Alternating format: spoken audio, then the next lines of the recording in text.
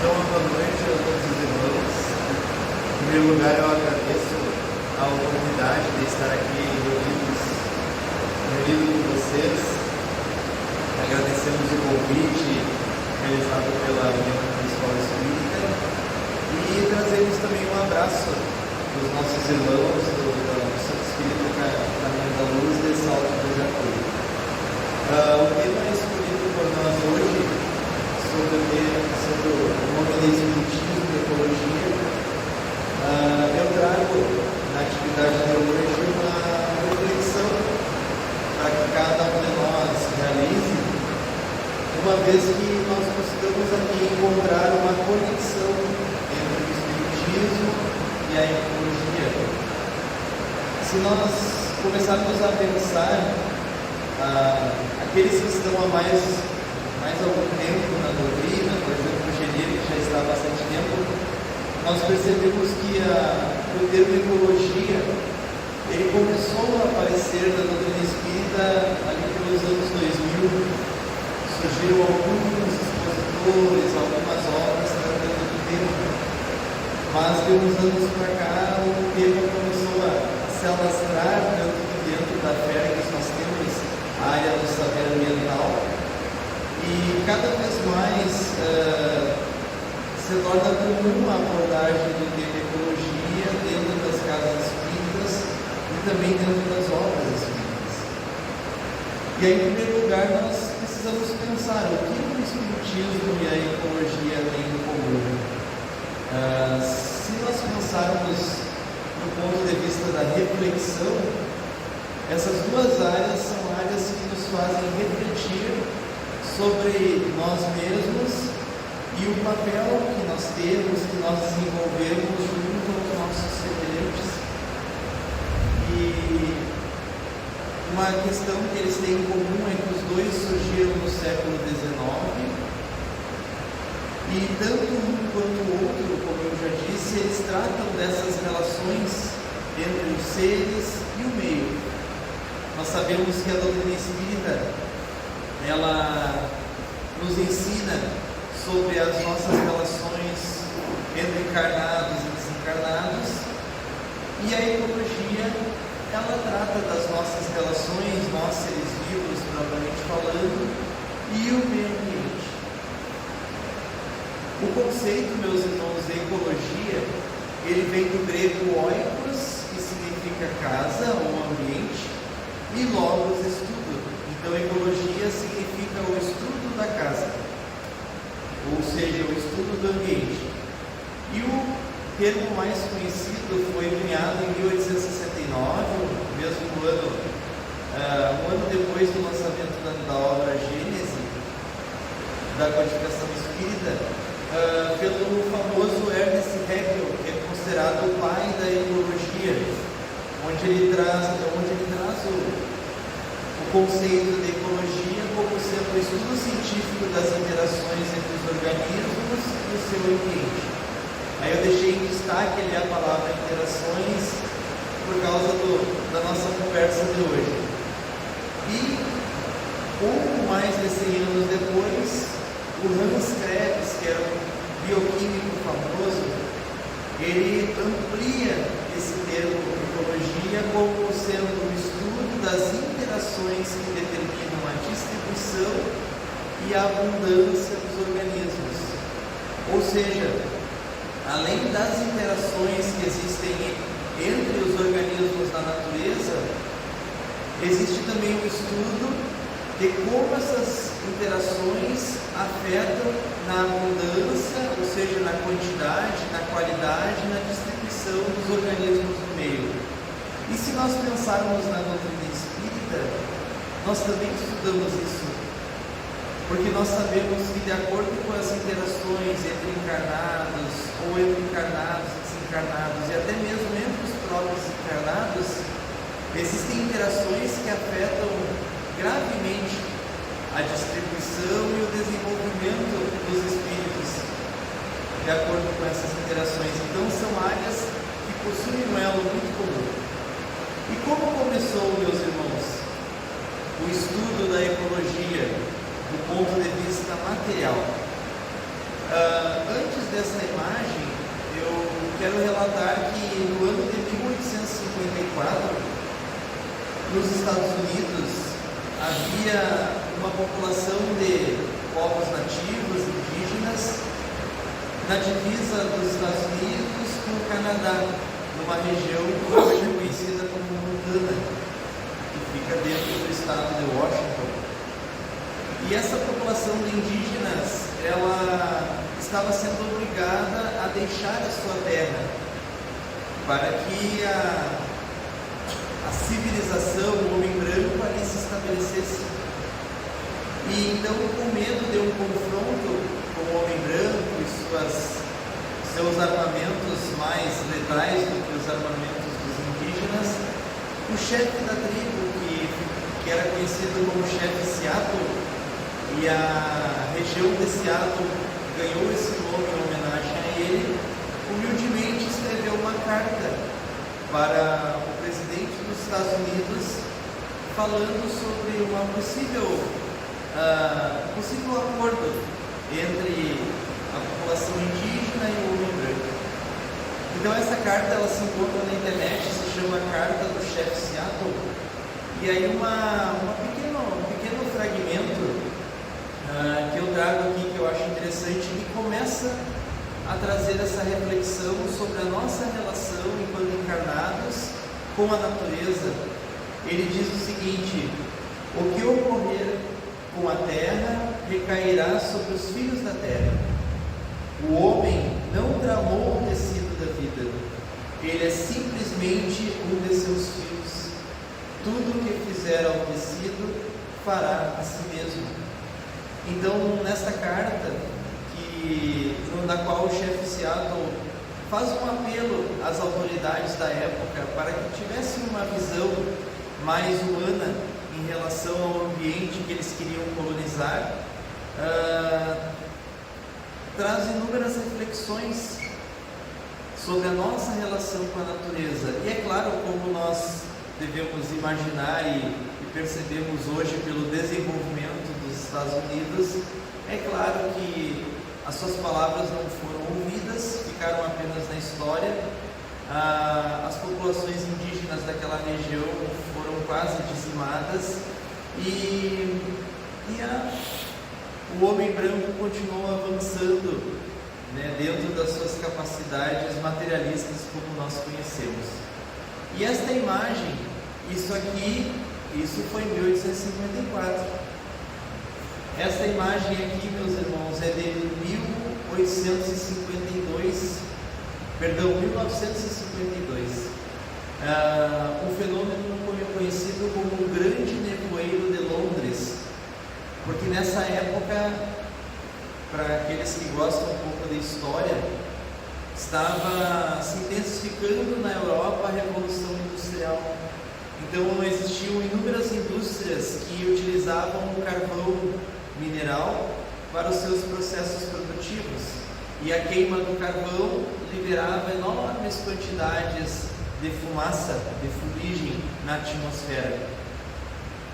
E qual é o problema disso? No verão, a fumaça ela dissipa de forma bem tranquila na natureza, na atmosfera, se acumulando apenas em alguns locais.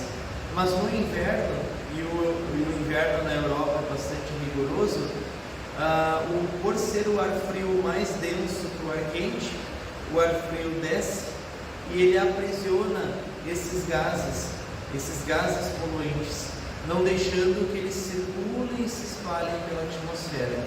E o acúmulo desses gases próximo à superfície causou inúmeras mortes e problemas respiratórios na população.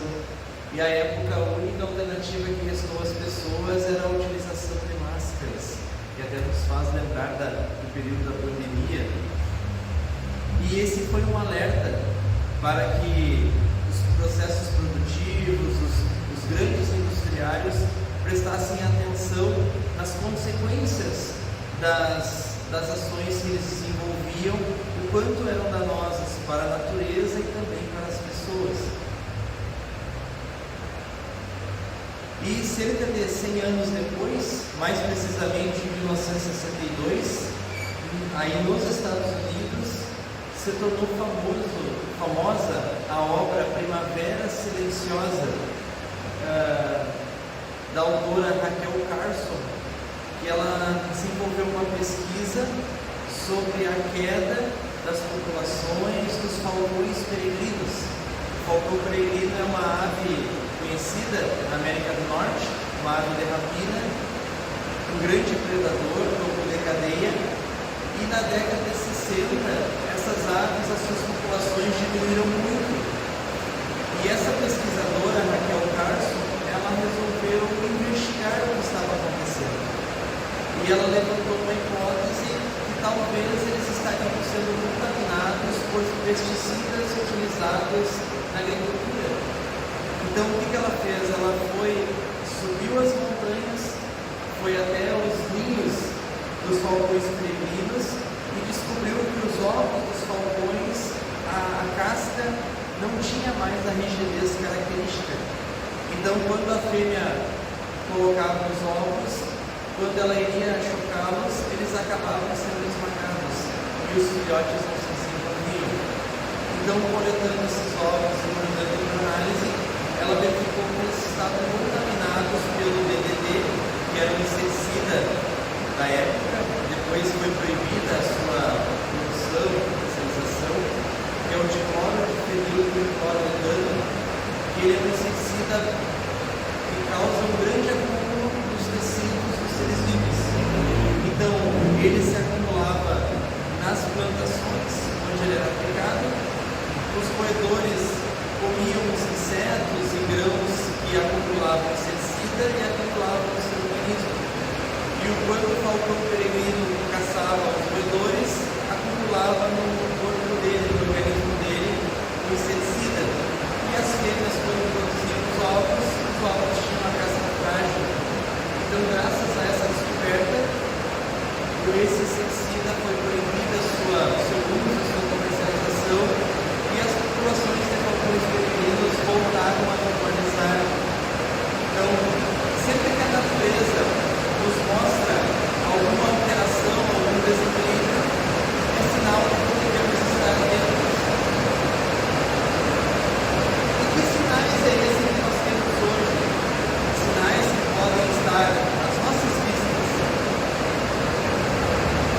Em primeiro lugar, meus irmãos, nós temos as mudanças climáticas.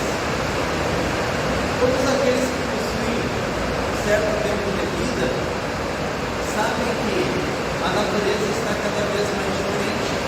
Hoje nós temos inundações em áreas que antigamente não eram atingidas.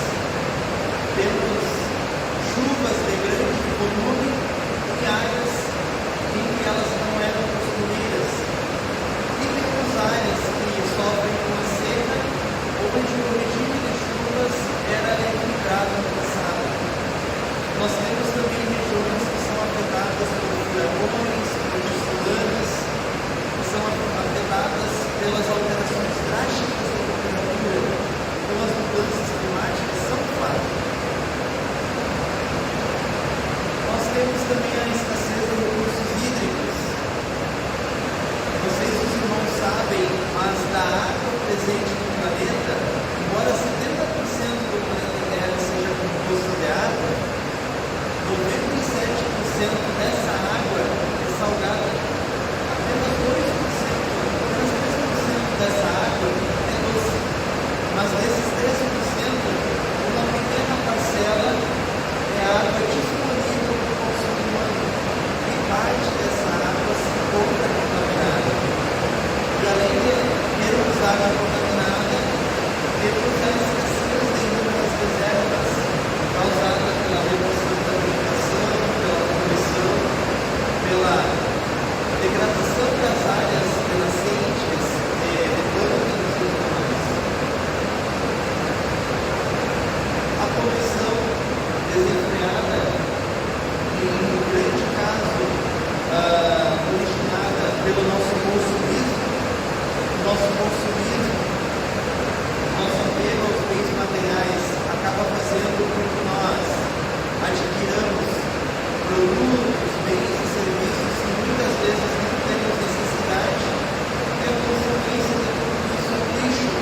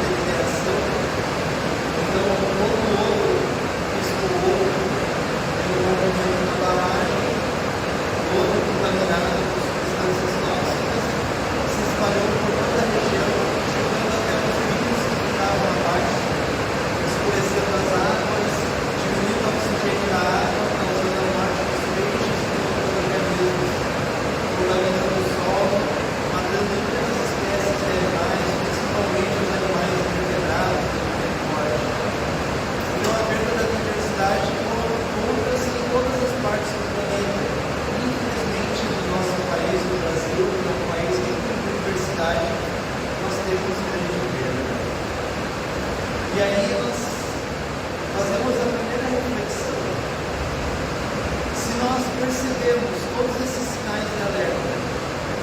Sabemos que a natureza não é mais a mesma. Será que a nossa razão não nos convida ao mínimo prestarmos atenção e refletirmos sobre as nossas ações em relação ao ambiente? E nós sabemos, através da doutrina espírita, que não existe só a poluição física, existe também a poluição espiritual. Nós temos, através das obras de André Luiz, termo que se considera, que é a energia que nós emanamos em relação aos nossos semelhantes, encarnados, desencarnados, mas também em relação aos demais seres vivos. E aí eu trago como exemplo aqui a obra Missionários da Luz, mais precisamente no capítulo 6, intitulado Oração, onde o instrutor Alexandre explica para André Luiz que nós percebemos emanações o tempo inteiro, desde os minerais presentes no solo, mas também das plantas, dos animais, dos nossos semelhantes. E isso compõe a nossa psicosfera. E da mesma forma, as nossas emanações atingem os demais seres vivos que comungam a existência conosco. Então, nós não poluímos somente do ponto de vista físico, nós também podemos poluir do ponto de vista espiritual, de acordo com as nossas energias. Então, às vezes, no ambiente que nós vemos que aos nossos olhos está tudo bem, pode ser um ambiente totalmente poluído do ponto de vista espiritual e vice-versa. Mas quando chega essa informação para nós espíritas, muitos de nós acabam utilizando sofismas, argumentos para justificar as suas faltas ou até mesmo o seu desinteresse em relação à questão ambiental. Uma das frases muito utilizada pelos espíritas é esta, que é um jargão utilizado por nós. A verdadeira vida é a vida espiritual. Sim, é verdade. De nenhuma forma contestamos isso. Nós sabemos que a verdadeira vida é a vida espiritual. Mas, no momento, estamos cumprindo parte da nossa vida espiritual como encarnados. Então, nós devemos ter algum comprometimento com as coisas que realizamos aqui neste planeta enquanto encarnados. Ou às vezes as pessoas dizem assim, não, mas a doutrina espírita ela prega que nós devemos ter desprendimento com os bens terrenos. Aí eu reflito da seguinte forma, tá, mas desprendimento de quais assuntos terrenos? Porque aí de repente a pessoa não tem interesse em cuidar da natureza, não se preocupa com o lixo, mas ela tem interesse em outros assuntos terrenos. Se preocupa com os bens materiais, se preocupa em trocar de carro todo ano, se preocupa em viver num ambiente mais confortável, mais luxuoso. Então, quais são os assuntos terrenos que essa pessoa realmente tem desprendimento? Uma outra frase bastante utilizada, eu estou aqui de passagem. Sim, também é verdade, todos nós estamos aqui de passagem. Mas nós sabemos que esta passagem está atrelada a uma lei, que é a lei de causa e efeito. Nós temos o livre-arbítrio de fazermos aqui o que bem entendermos. Ninguém nos proíbe de nada, Deus não nos proíbe de nada, muito menos a doutrina espírita. Mas a lei de causa e efeito fará com que a nossa consciência, nossa própria consciência, nos cobre em algum momento sobre os nossos atos. Então, se estamos aqui de passagem, como está sendo realizada esta nossa passagem? E se estamos aqui de passagem, outros vão estar aqui em algum momento, inclusive nós mesmos, a não ser que tenhamos a certeza de que a nossa próxima existência não será aqui na Terra, que somos espíritos um pouco mais adiantados, que iremos reencarnar em planetas melhores. Eu particularmente tenho muitas dúvidas em relação a isso. Com certeza eu vou continuar reencarnando aqui na Terra. Então, será que eu vou ter algum comprometimento com o uso ou o entendimento que eu tenho das questões ambientais nesta passagem? Com certeza. E aí nós relembramos o nosso mestre Kardec. Se nós temos os sinais de alerta e temos essas noções que a doutrina espírita nos proporciona, por que não utilizarmos então esta máxima? Que a fé inabalável só é aquela que pode encarar a razão de frente em todas as épocas da humanidade. Se nós percebemos que o nosso planeta está sofrendo, se nós percebemos que as nossas ações nos trazem consequência, por que não colocamos a nossa fé aliada à nossa razão? Agora vamos falar sobre algumas conexões entre o Espiritismo e a ecologia. Daí nós trazemos aqui em especial a obra Espiritismo e Ecologia, do nosso irmão André Trigueiro, e trazemos também como obras básicas o Livro dos Espíritos e a obra Gênese. Na obra Gênese, no capítulo 8º, que trata dos fluidos, tem uma frase que eu gosto bastante, onde ela, na parte que fala da formação e das propriedades do perispírito, os espíritos superiores vão fazendo uma conexão cada vez mais alta.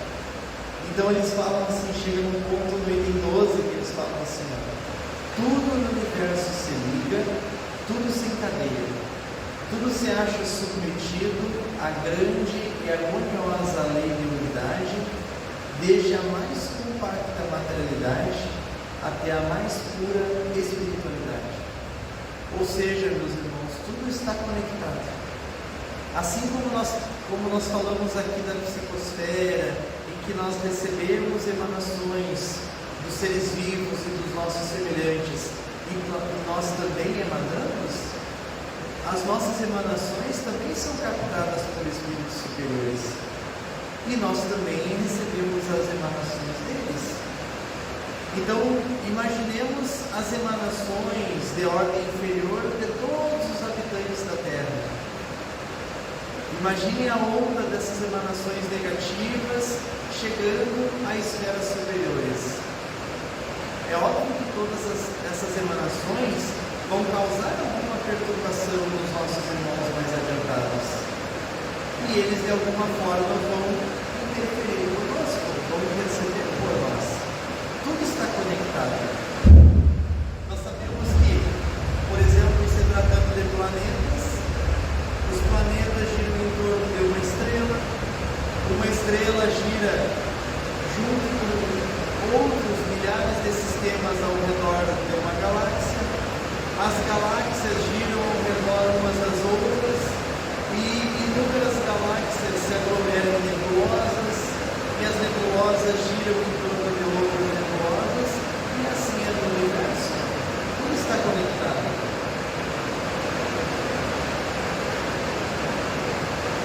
O físico austríaco Friedrich Capra, no livro A Teia da Vida, e é interessante que o nome dessa obra é justamente em homenagem ao chefe Seattle.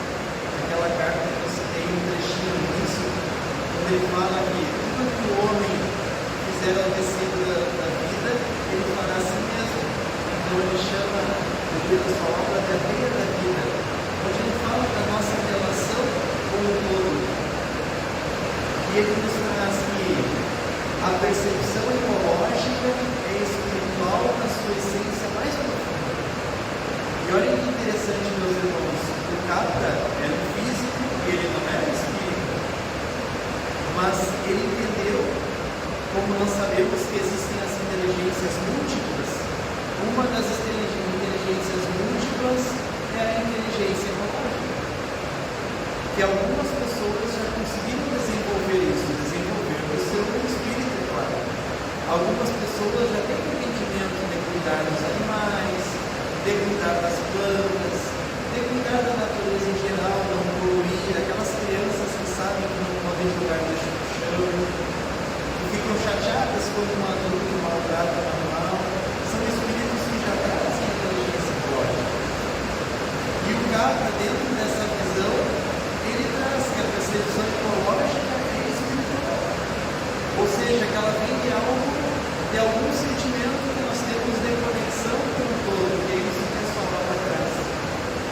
E aí, voltando para a obra Gênese, no capítulo 8, que se chama Sinais dos Tempos, aí palavras de Kardec: de sorte que as nebulosas reagem sobre as nebulosas, os sistemas sobre os sistemas, os planetas sobre os planetas, como os elementos de cada planeta reagem uns sobre os outros, e assim sucessivamente até o átomo. Então, olhem como nós trazemos aqui diversos conhecimentos, todos falando da mesma coisa, que nós não estamos aqui sozinhos, que a ação de cada um de nós está conectada com a ação de cada outro dos nossos semelhantes, e que as nossas ações em comum estarão conectadas com as ações de seres superiores a nós. Então, além do nosso comprometimento individual, na nossa passagem aqui, se ainda pensarmos que estamos aqui de passagem, esse nosso comprometimento não é mais individual, ele é coletivo. E trazendo a nossa obra básica, o Livro dos Espíritos, nós temos dentro das leis morais duas leis importantes: a lei de conservação e a lei de destruição. Na lei de conservação, tem uma pergunta aqui que eu faço questão de ler, que é a 717,